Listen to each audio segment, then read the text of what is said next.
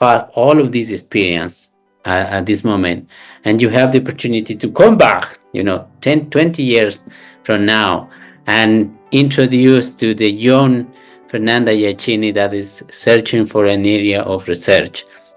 So how you can talk with her about this particular area? How she can manage this big question? Wow, this is so philosophic. Yeah, yeah, yeah, Well, thinking about, uh, I think we need to expose ourselves to a good environment, uh, to environments where we are allowed to make questions, where we are allowed to be creative, where we are allowed to not follow the regular pattern, yeah. and So, in a way, bienvenidos a Ciencia en Primera Persona, un proyecto de la Red Iberoamericana de Alteraciones Vasculares en Trastornos del Embarazo Ribatrem, que busca contar la experiencia personal de científicos en el campo de la salud materno-infantil sobre la ciencia y el arte de hacer ciencia en Iberoamérica. Será un encuentro personal del científico detrás de la búsqueda de la verdad, que se transforma en el encuentro de uno mismo. Hoy tengo el placer de presentar a la doctora Fernanda Giachini, científico de la Universidad de Mato Grosso en Brasil. Bienvenidos y gracias por escuchar, participar y apoyar en la difusión de este encuentro. Fernanda, very glad to have in this uh, conversation that we are going to have regarding you. So please tell us a little bit about yourself, about your interests. so Carlos, thank you for this invitation. It's a very nice project, and I think we will open the mind of a lot of people trying to understand our life in science. So I am Fernanda. I'm a pharmacist. I've been working on science since 2004, and I my undergraduation was done in the same university where I am working now.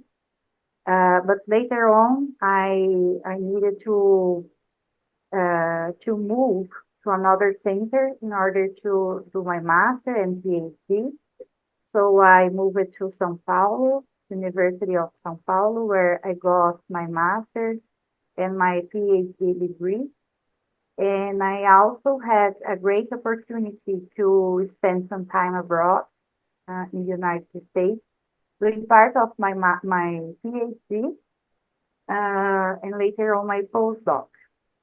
And I was lucky enough also during my master to spend 6 months in Chile. So I can understand Spanish, but I can barely talk.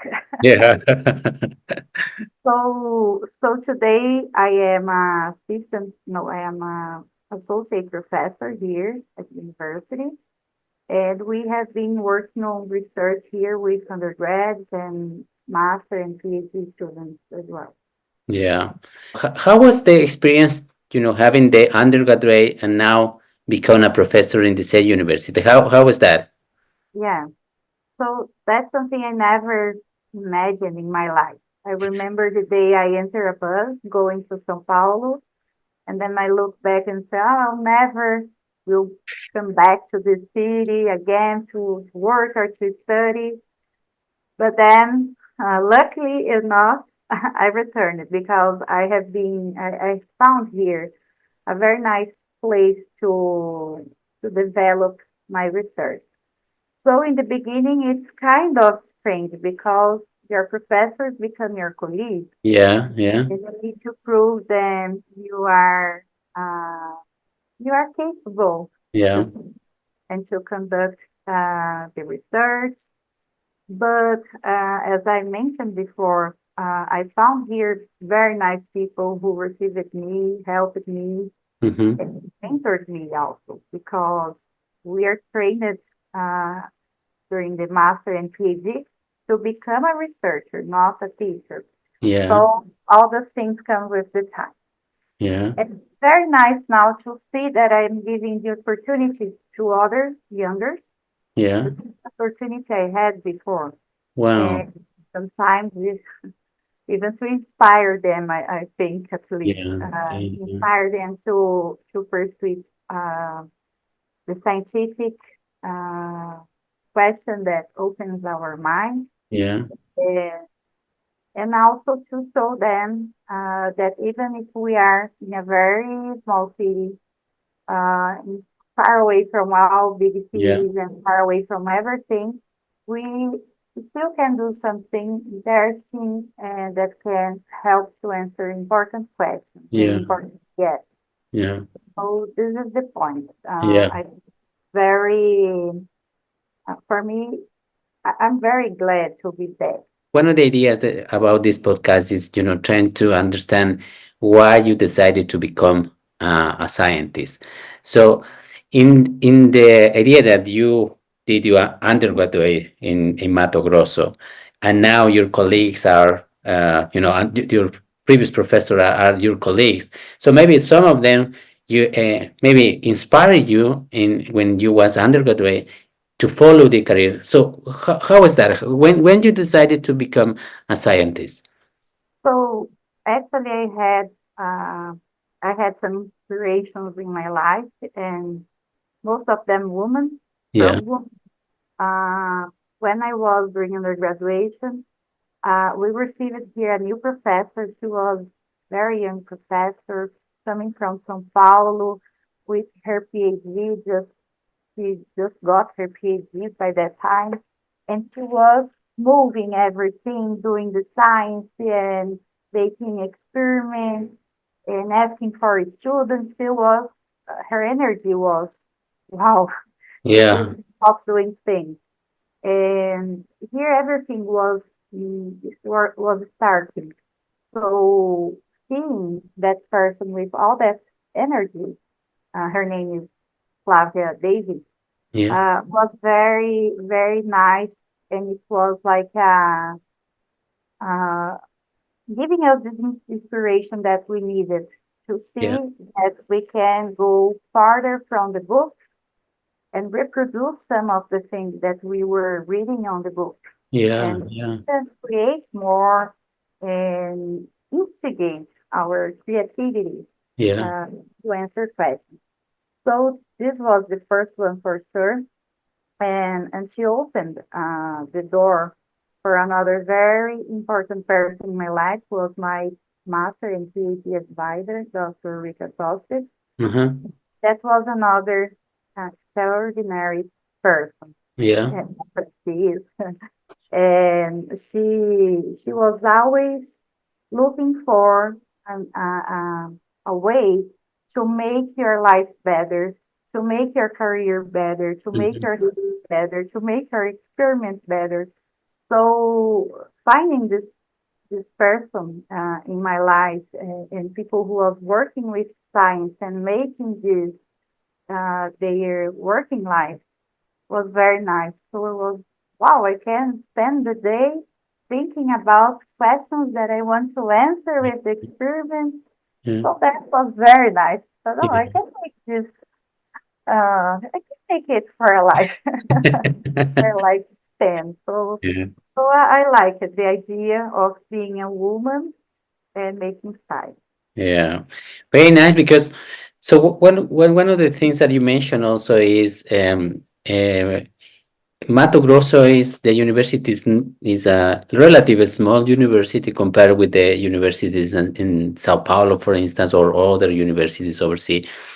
But uh, having this inspiration from from your professor and uh, realize also that even in these small places like a university has the opportunity to have to do science and to ask questions and design experiments. You are completely correct. Yeah. Um, if we think about where I'm living right now, we are not in the major campus of our university. So we are 500 kilometers far away from the our capital, where is our major campus. Hmm. So we were a small university, a small, even we were part of this university, but by that time we had five undergrad courses. So Mm-hmm. it was really small. And almost everything was missing here. And all that needed to be built by someone. Mm-hmm. So, as I said to you, Dr. Flavia David, along with other professors, I mentioned her, but a lot of them were very important to me. Get together and try always to improve, to improve, to improve. Yeah. So, if we come here today and compare what we had 20 years ago, now I Mm-hmm. am telling you how old am I. Yeah. Yeah. Yes. Uh, so everything changes. We Yeah. changed location to a bigger campus. Nowadays, we have much more researchers here, and we have groups getting around the same interest to get bigger equipment and to get more financial support. So people are being more uh, aggressive, not in the bad way, but Yeah. in the good way, aggressive to get funds, to buy equipment, to say, okay, if it, it is not done yet here, someone needs to restart. Yeah. And it was nice to arrive by this time because we are in the same vibration, like Yeah. let's do it, let's make it work. Because if we stay here, only saying, "Oh, it's not possible. We do not have this. We are Yeah. not as good as another university. Yeah. We're not as big." We will not answer questions that sometimes are only important to us Mhm. locally. So Yeah. we need to serve the community, and we need to think about how this may be extrapolated to a global Mm-hmm. question. Having the lack of everything. I mean, having the strength, the limitation that we have in our universities also make us, more creative in this area. So in the way that when we have the opportunity to move to other centers, let's say with higher infrastructure, then the creativity that you have developed during this tough environment, let's say in our university, then you move to another place that when you have the chance to have other infrastructure, so then that becomes actually an advantage. I don't know if you agree with me. Yes, I agree completely.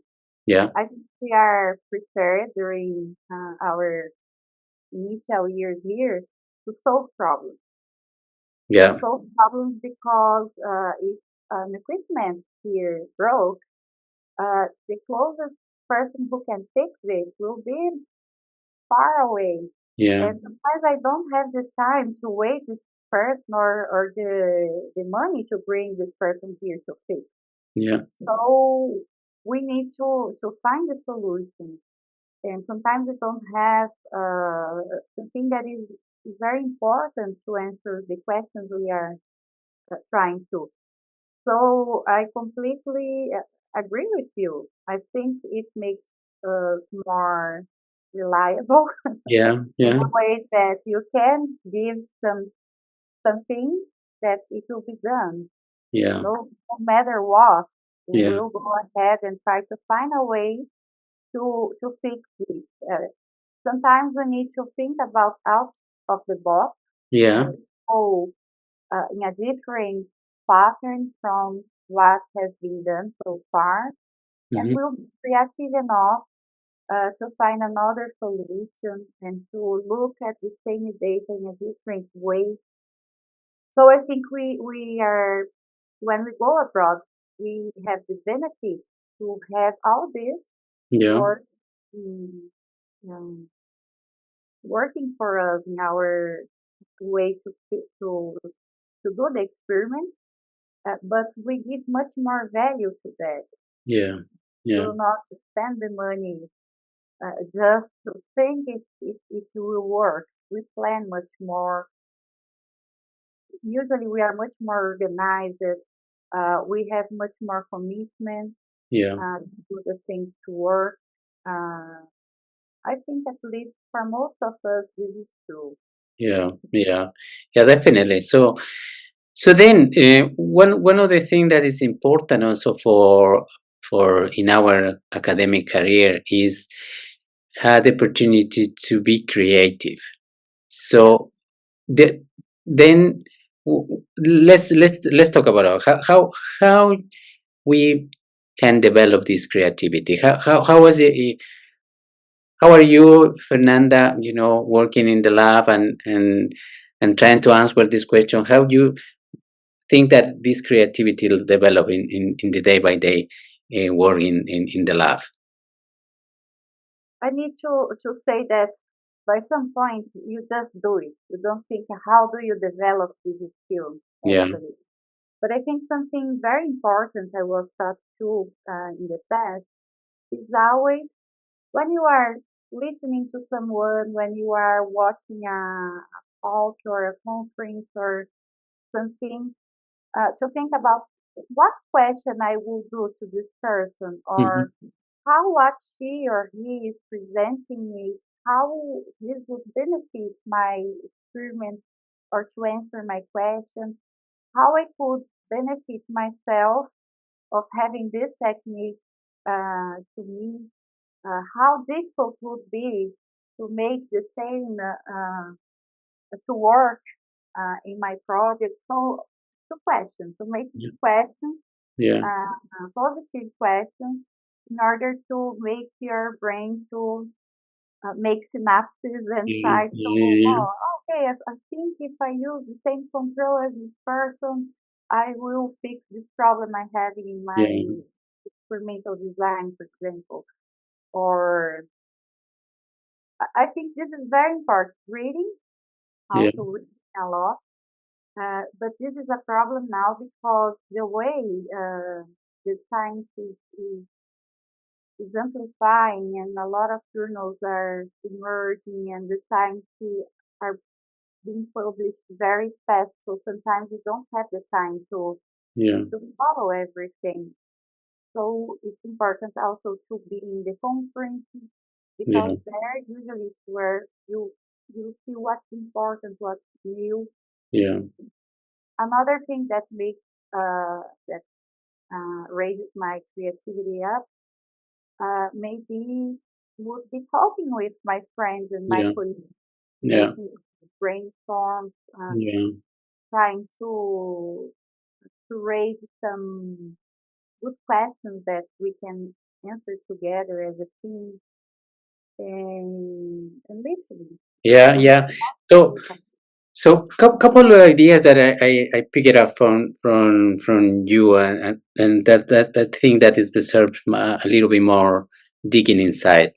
So the capacity to ask questions. So this is no a banal thing because usually when we are in this academic career, so the capacity to ask question and try to have the opportunity at least to have this question that would be novel in the area, but it is a process because you have to develop the skill of reading and chat with other people and imagine also because one of the things that is interesting I can share with you. So when I was doing my PhD, at the beginning when I started the PhD, I saw my classmates in the PhD program. So they actually one of the things that I admire to them is the capacity to imagine because at this moment I didn't know anything about molecular biology at that time, a little bit of the molecular biology, but they actually had the chance, and I admire that, the chance to have at least 2 or 3 steps ahead in the class. I was just trying to understand what the professor was teaching us, but then they was two or two a step ahead and asking that question. And that made me realize how important is having this capacity to ask this question. So and you have to train it because it's not natural. Just ask question at the beginning, a simple question, but when as much as you has the opportunity to train yourself, asking yourself question, make this conversation with your colleagues, with your classmates, and trying to improve every time the question that you are dealing with. That makes sense to you? Yeah. Another thing I remember now during the time I spent abroad, we had the opportunity to watch conference every week. So they invited someone very special one to go there and give a talk. And sometimes it's not the team about what you were working, but the experience of this person, where he was working at, and other things that were very important for our professional growth. And they had the time lunch with the speakers. Yeah. So all the grad students went to a room and they had this big table and everybody received their lunch box. And Uh-huh. then we were doing and eating and uh, chatting with this person and asking things that were not only related to his research, but things like we are doing here. Yeah. Oh, how did you choose the university to go to? How did you get your first position? What about the time where you were living on? Yeah. Things like that. How do you hire a new postdoc?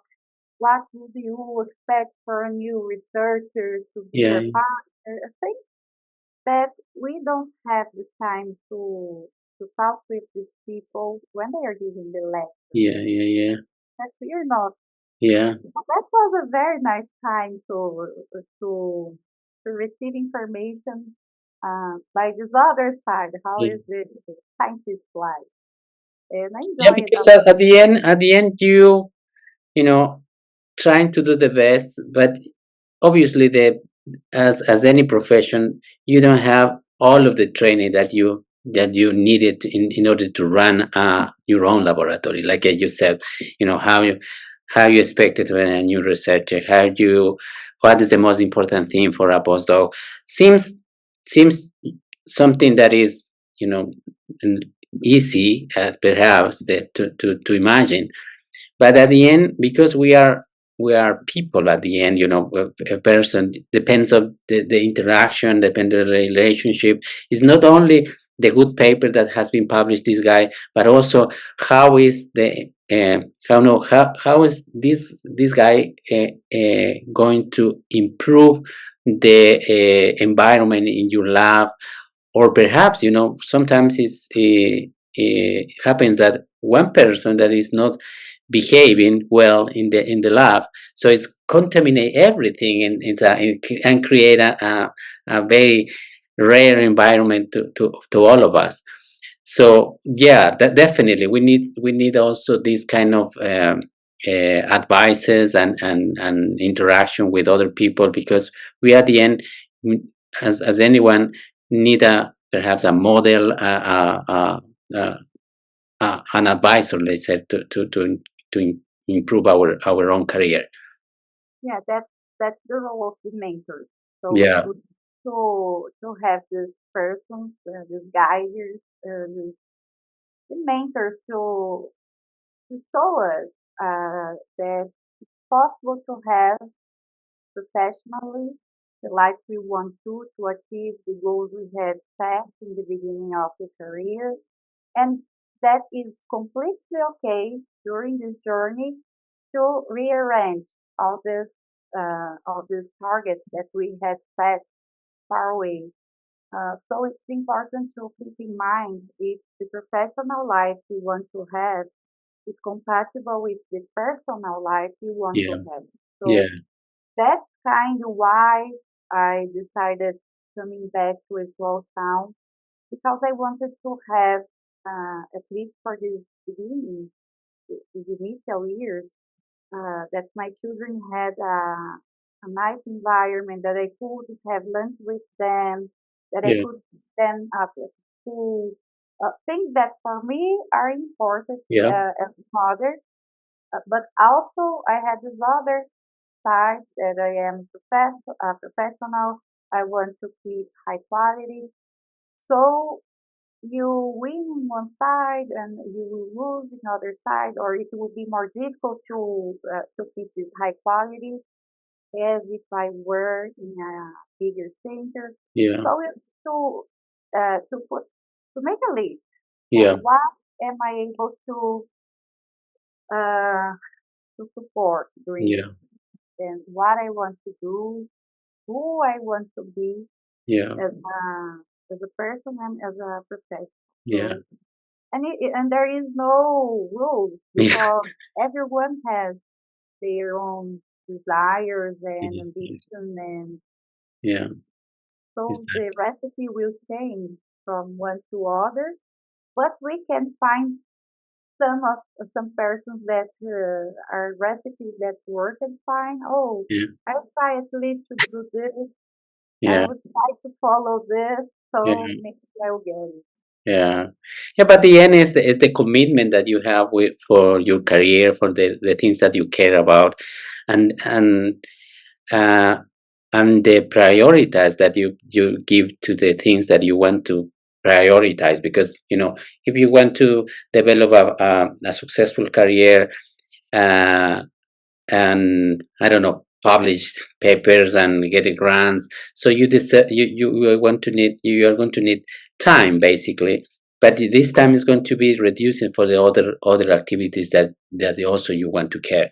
So is the balance at the end that you have to somehow realize that at the end, what would be the things that prioritize in that point of your life, and what will be your commitment, because at the end I think that depends on depends of the time, but also depends of the commitment that you have for any particular thing that you are doing at a certain point. Yeah, Yes, very nice, very nice. So let me move on to other topic, because it's important also to mention, in this, in your lab, with all of the limitation, despite that has been improving for along the years that you were as a undergraduate. So now as a professor has been improved. So what is the area that you are researching at this moment? so here at the laboratory we have two major areas. So we have the area where we have this close interaction, that is the maternal health and also the infant and this connection between mother and fetus, that is the placenta. So we look at this interaction in one area of the laboratory.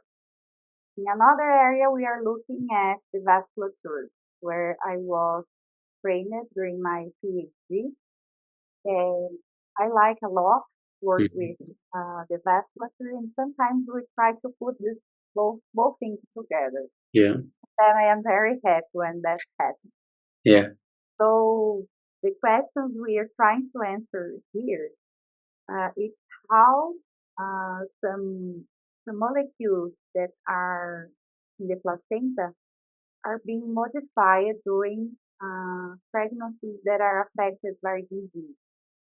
And so far, we have worked with three different diseases. The first one is diabetes, which is a problem everywhere, uh-huh.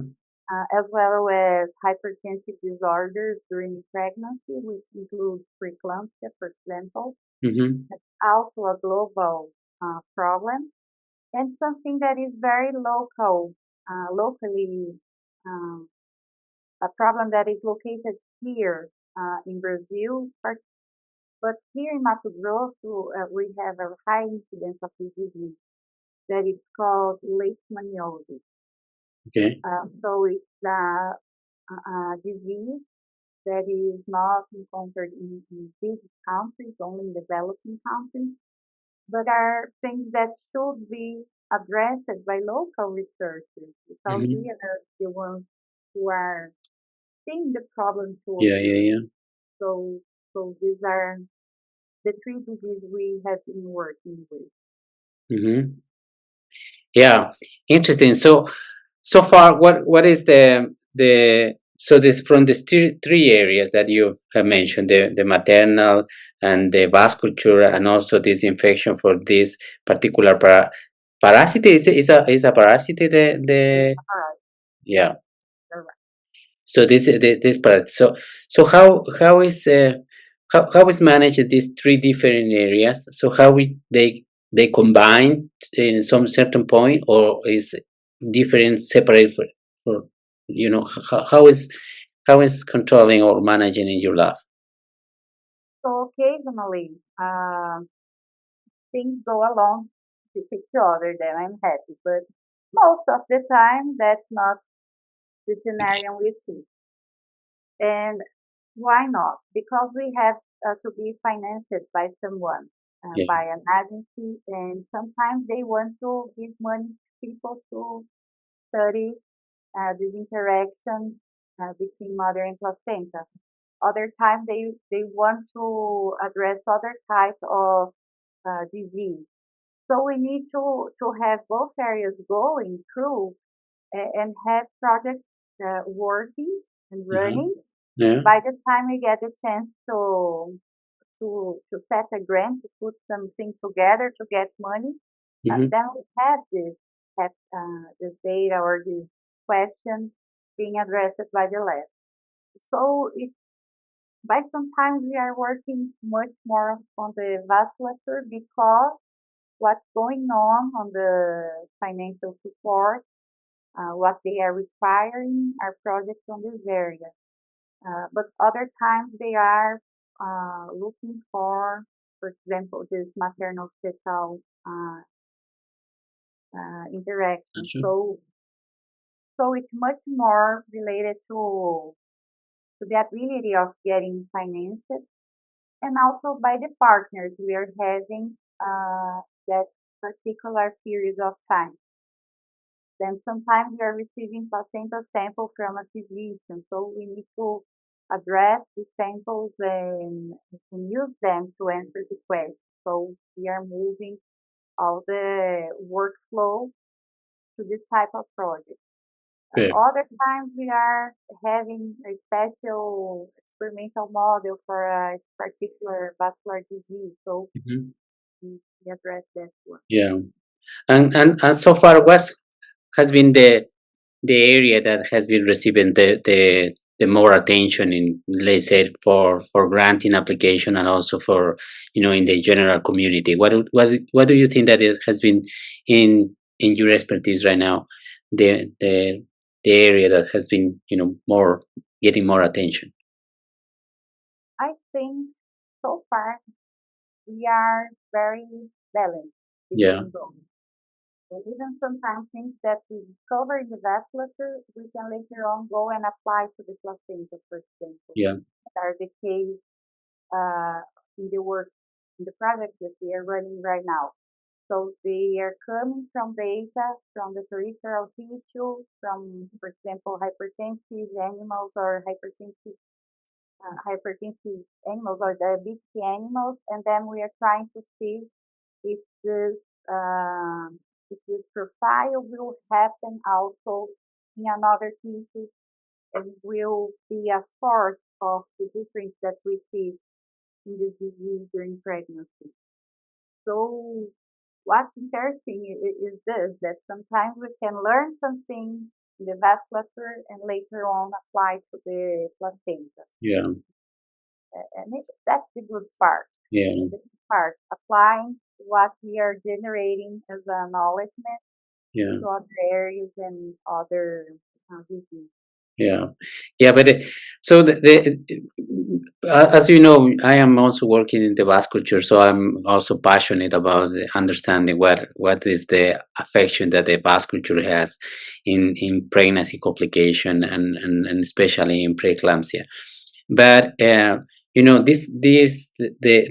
idea that you mentioned that the affection of the general vasculature may actually also impair the function of the placenta. So are you thinking about, for instance, in gestational diabetes or in preeclampsia, that the previous condition that has the mother, for instance, let's say obesity or gestation, well, obesity, let's say, so that's gonna generate previous to pregnancy the changes in the vasculature, changes in the function of the blood vessels, and then if this woman become pregnant, so these changes in the vasculature is going to generate perhaps some alteration in the placenta, in the generation itself of the placenta, but also in the generation of the vasculature. And then the problem becomes worse because if the placental vasculature is impaired, so then the circulation from the placenta to the baby is going to generate also changes in the baby. So if something started like impairing the general vasculature before pregnancy, it's going to have consequences even in the offspring, let's say, in the children that has been born for this alteration. So how do you analyze this area? So are you using animal models, in vitro systems, or patient? How do you analyze this connection of between the alteration in the general circulation with the alteration in the placenta? So this is a great area to be studied. I think we have uh, enough data to affirm that, okay, whatever the mother is having, the, the disease before the pregnancy, this may affect somehow the placenta will be formed and the baby, how he will be born, and even the later life of this baby.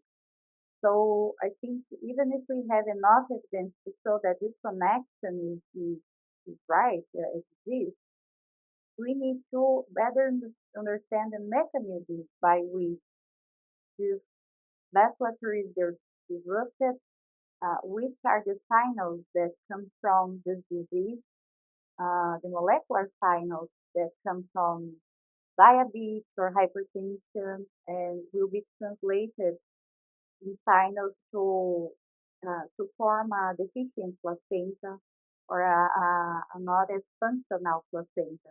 Hmm. So this is very, I think it's the million-dollar question Yeah. that there is not only one right answer. I think it's the combination of several factors that will dictate what will be the profile for this mother. And even these mothers that are affected by a disease before, how they will be controlled during the pregnancy. Because maybe she is hypertensive, but she can keep her blood pressure in a normal level using medicine, using some pharmacological strategies, or if she's obese, but then she didn't get too much weight during the pregnancy. So this will help the baby to grow more healthy. So I think the possibilities are Yeah. unlimited. And here, how we started to look at it. First, we used some experimental models.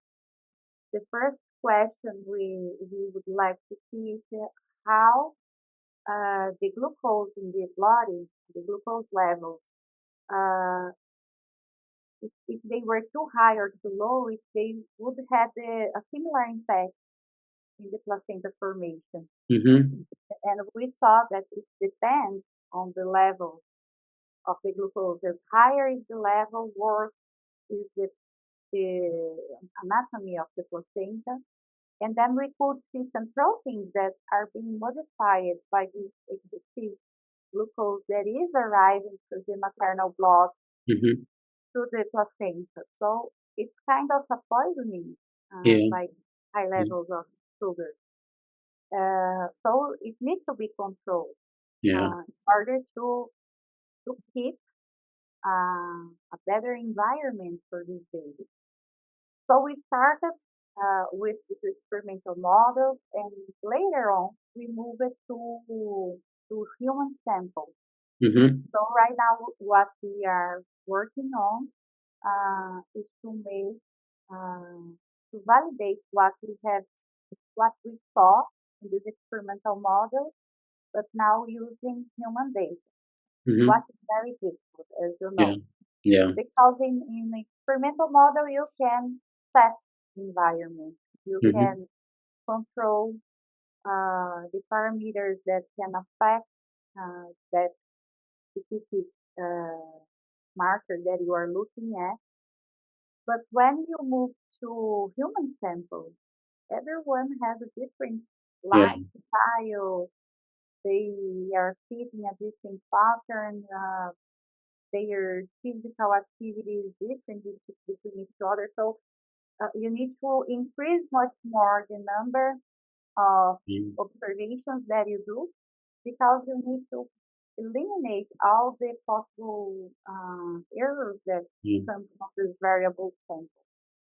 So it's very challenging to do this translational Yeah. research, but the results are much more convincing when Yeah. you get those results. Yeah.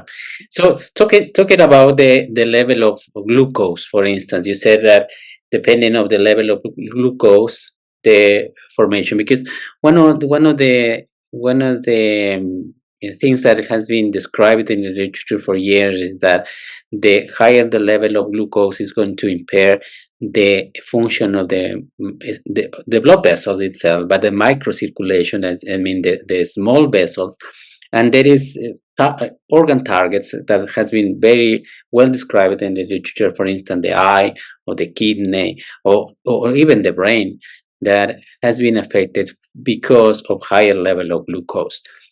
So considering that the placenta is also, during the formation of the placenta also has a large quantity of microcirculation, I can imagine that this high level is going to impair also the formation of the new vessels in the placenta. So that led us the chance to talk about levels of the glucose. You mentioned that what you referring about the level of glucose? So it's higher. How higher is that? Is has to So, be considered? so we had, I think, two different groups. What we considered the first of mild diabetes, Yeah. we considered that it was around 150 micrograms per deciliter of glucose. And the other levels were kind of 250. Mm-hmm. So we have much more glucose. Mm-hmm. And what we saw is that the ability of the body to uh, to counter to balance this this glucose, the body was able to keep smaller Mm-hmm. levels of glucose. Mm-hmm. The damage the glucose was doing somehow the body during the pregnancy was being able to fix it. Yeah. Was being able to build um, the vasculature in a way that was not as deleterious to the nutrition for the fetus. So the Mm-hmm. fetus was born with the right size, Mm-hmm. um, no big change in the placenta. Okay, we look at some slides that we could see some change, but it was not a market change that every animal has the same profile.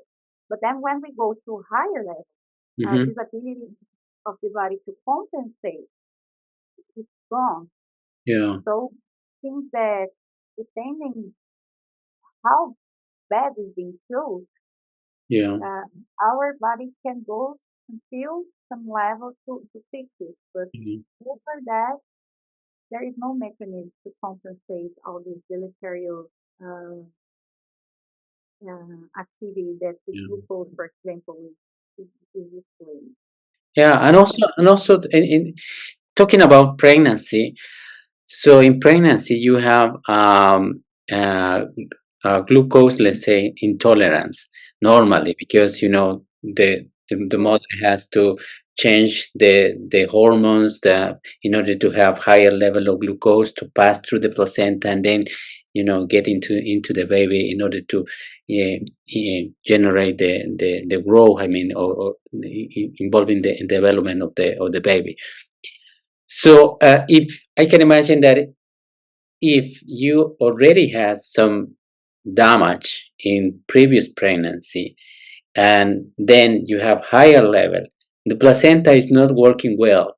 So the placenta perhaps is going to, instead of helping the mother to control this glucose level, is going to generate a more damage, and then a vicious cycle that is going to increase the defects that is happening into the mother. That is the way that is working, or is anything else that it should mention? Oh, you are correct. Of course, here we need to make a break because sometimes uh, we have different types of diabetes that will raise glucose by different pathways. So we need only to make uh, this pause and say that sometimes we need to take into consideration what type of mechanism is leading this mother to raise the blood glucose. But I think the most important lesson here is to take this message that we are seeing in our day by day work and also to make clear to the population in a way that they will understand. Because when we put this in a paper, in an article that will be published in a high impact journal, Yeah, it will be discussed by the partners and will be revised by people who really know about what we're talking about. So you have the chance to have this conversation, to think about your data, to see how this is impacting. But sometimes we lack the ability to take this data and make it easy for the yeah, population to understand yeah, what's going on. yeah, So why we need to control this glucose before getting pregnant. yeah, Why it's so important to keep control of our weight, how much we put on weight during the pregnancy.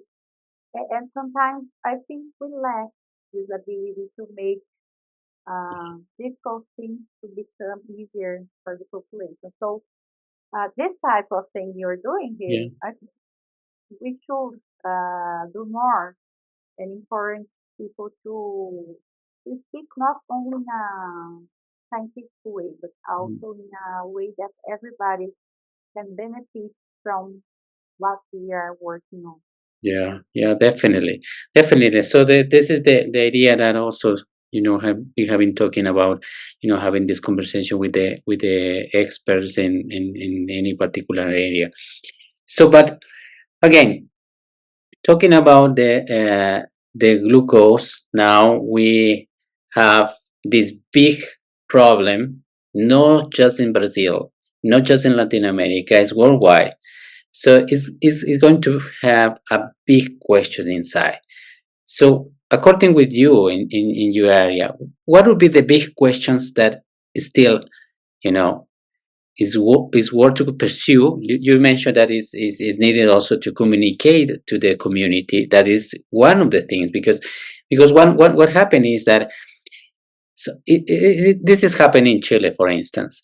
So patient who has diabetes, not gestational diabetes, but type 2 diabetes, they are actually covered by law for receiving medication to controls and so on and so forth. But despite that, the control of the glycemia of this patient, and I mean the level of the glucose of this patient, It's not yet reached the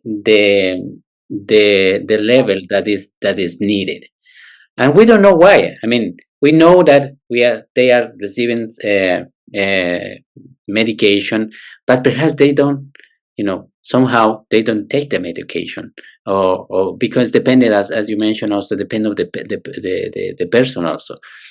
So I agree that the community need to know more about these things, more about the taking care of themselves. So I'm just opening the field to give you the chance, or give us the chance to learn from you. What would be the biggest question that you have at this point in your lab, or perhaps in your area? So I wouldn't say only one question. I think we have more things to address.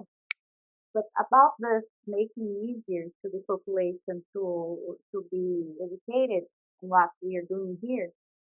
Uh, so this is a point that I want to address more and more.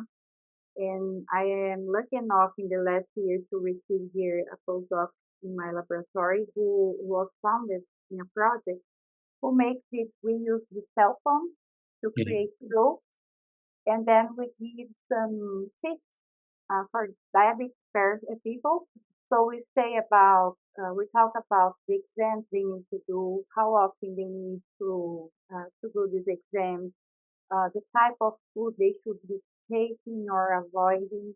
Um, we show them how to organize their pills to not forget the medication. So we we distributed some box where you can put the pills according to the type of the day. So Mm. they organize their pharmacological therapy for the week, and then they go for meetings. They get some body parameters, and we make some exams with the population. So, oh, see, in the last Mm. 3 months you worked, you make more activities, and now your glucose is improving. So uh, we keep this patient very close to us.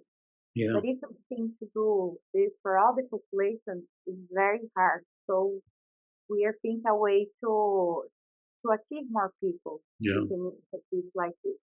Yeah. So this one big question, how to make things that we work here in the lab accessible to the population. And Yeah. then Victor, my husband, we work together, is also working on a talk, Yeah. this is a talk, a podcast, who will address things like this, Yeah. how in a easy way people understand what we're doing here. Yeah. So the other big question we would like to help um, to, to find here are pathways that are modified in the placenta that will create this not so good environment for the baby. Mm-hmm. So the questions that we are looking now are how the sugar being added to the placenta, which type of proteins are being modified in their function, and how this will affect placental development, placental function, and how this will impact in the baby. Mm-hmm. So, so these are questions that we would like to answer in the next years, Yeah. and where we are putting our efforts and our creativity Yeah.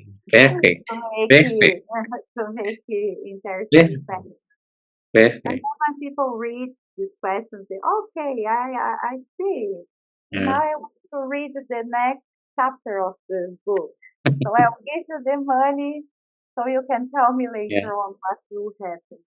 Because that's what we are, Carlos. We Yeah. are storytellers. Yeah.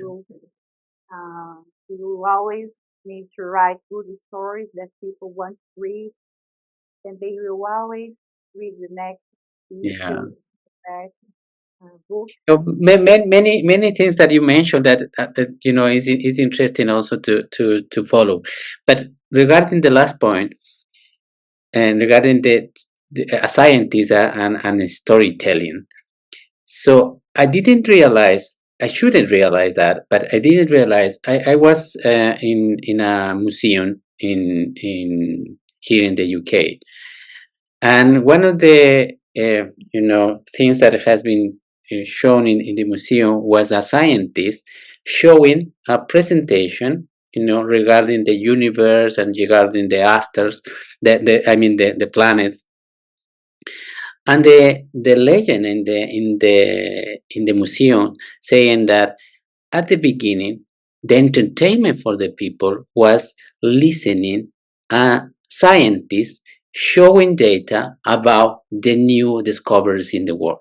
Like, like you said, and storytelling and entertainment for the population. You see, so the changes that has we have to return to that area. I mean, storytelling, educate the population, and be rewarded for that. I mean, because this the things that we are doing, and the effort that we are putting with much creativity is at the end of the day to help people, and somehow transfer the information that we are generating in the lab to the people, as you said, how we can communicate the lab with the community.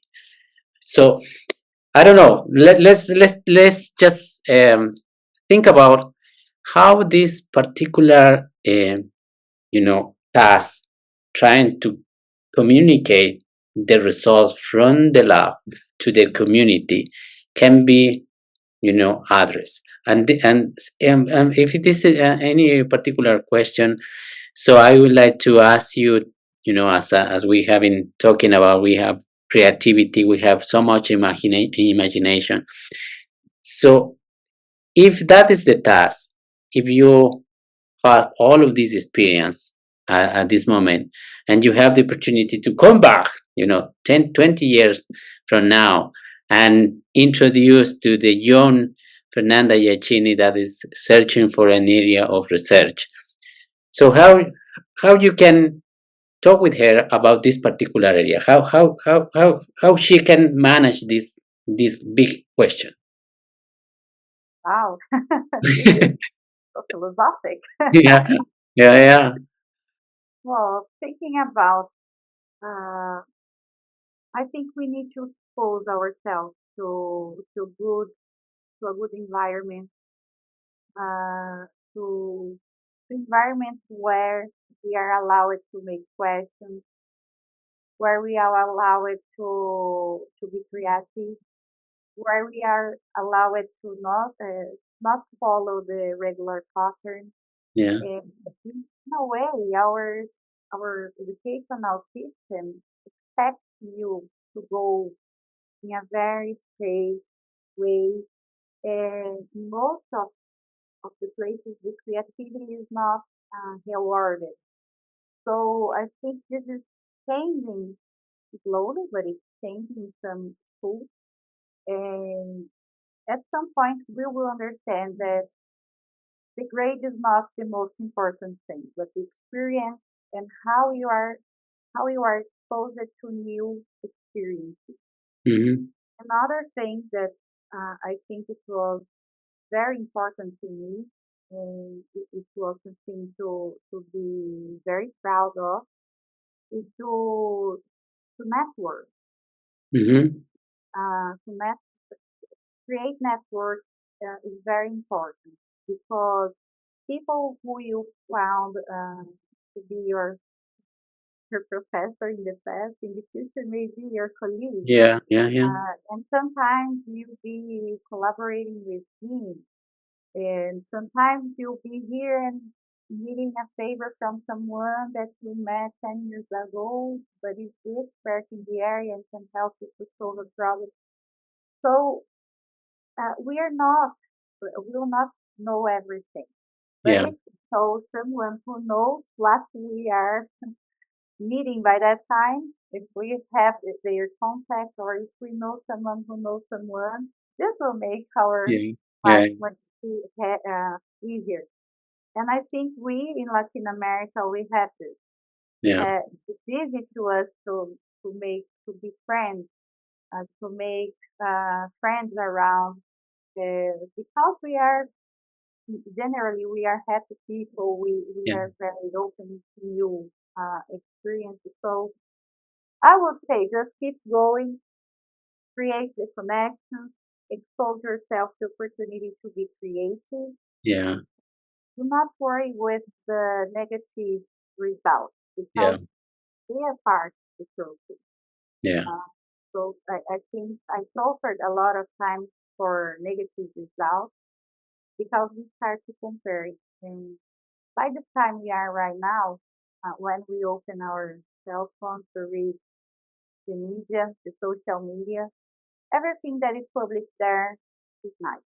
Yeah. So everybody's life is nice, no problems, the best pictures, and we start to compare with this fake world. Yeah. Yeah. Yeah. So it is not the right way. So we should at this point slow down our bar and make realistic projections and work hard because we will need to be responsible for what we are feeding Yeah. now, is what we will grow in the future.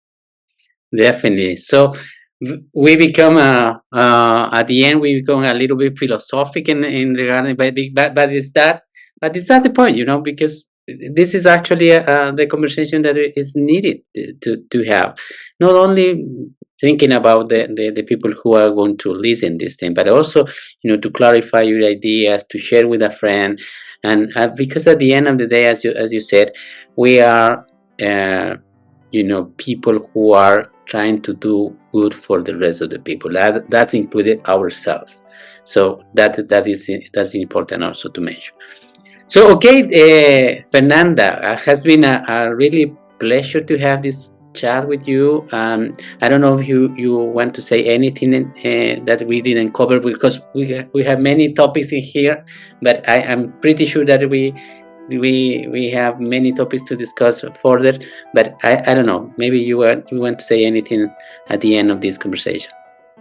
So, Carlos, just to say, to thank you, this great opportunity to return to some years ago in my life and see that all the difficulties uh, make me a stronger person, a more comprehensive person, and lead me to find very nice people in this journey. So that's the legacy we'll have forever.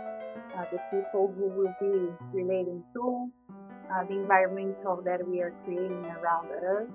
So try to not be polluted by bad ideas, by negative thoughts, and keep going. So this time was very nice to uh, setting again some values inside myself. Yeah, okay, thank you very much. So it has been a pleasure, and I'm sure that we have the opportunity to continue this talk. So thank you very, very much, Fernanda. The